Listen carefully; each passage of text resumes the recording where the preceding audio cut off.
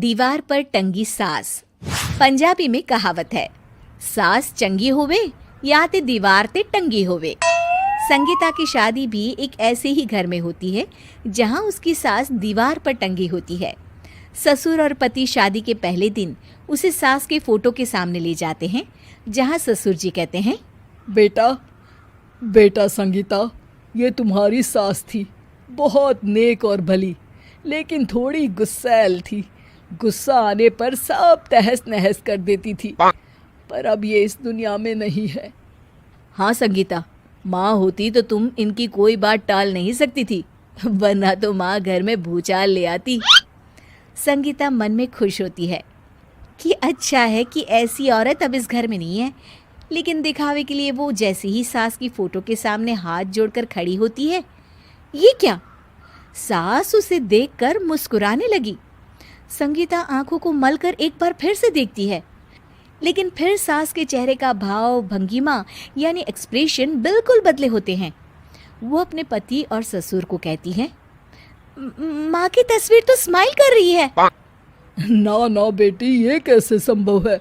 जरूर तुम्हें कोई गलती हुई होगी, ऐसा कैसे हो सकता है?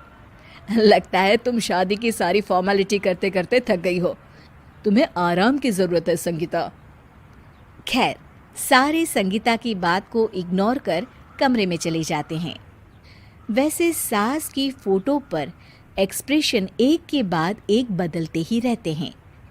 सुबह होती है, पति और ससुर को काम पर भेजकर संगीता कमरे की सफाई करने में लग जाती है कि तभी उसे आवाज आती है, टेबल ठीक से साफ करो। ऐसे भी कोई टेबल साफ करता है? इससे अच्छा तो ये गंदा ही था। किसी औरत की आवाज सुन संगीता दंग रह जाती है और सोचने लगती है कि आवाज कहाँ से आई। आवाज को नजरअंदाज कर वो फिर से अपना काम करना शुरू करती है, लेकिन इस बार तो आवाज बिल्कुल उसके कान के पास से आती है। मेरा घर है ये। जब तक मैं थी चमका कर रखती थी, हर एक चीज शीशे की तरह थी। तुम्हें तो ना सफाई आती है ना कुछ पता है। क्यों तुम्हें मेरे घर की जिम्मेदारी दे दी गई है? पता नहीं तुम में मेरे बेटे को क्या दिखाई दिया। मैं होती तो एक से बढ़कर एक लड़कियों की लाइन लगा देती। अब संगीता को समझने में देर नहीं लगी कि ये आवाज किसी और की नहीं बल्कि उसकी सास की है, जो दीवार पर टंगी है। वो उसके पास जाती है और कहती है, नमस्ते सासू माँ, मुझे तो कल ही लग रहा था कि दीवार में कुछ काला है। वो दीवार नहीं, दाल होती है पगली। सही पकड़े हैं सासू माँ। तो क्या हो गया आपको जो आप यहाँ भी चैन से नहीं बैठी हैं? सुना मैंने आपका व्यवहार काफी गुस्से वाला था। चुप रह तू, ज्यादा बकर बकर ना कर। घर का काम करना तो आता नहीं, आई है मुझसे बहस करने। हाँ देखिए सासू माँ, मैं आपसे साफ साफ कह देती हूँ, मुझसे पंगा लेने की कोशिश मत करिएगा। तभी पीछे से संगीता का पति आता है। अरे संगीता, किससे बात कर रही हो? कौन है वहाँ? संगीता की सास की फोटो फिर से पहले जैसी हो जाती है। आपकी माँ से कह रही थी कि मुझे काम करना आता।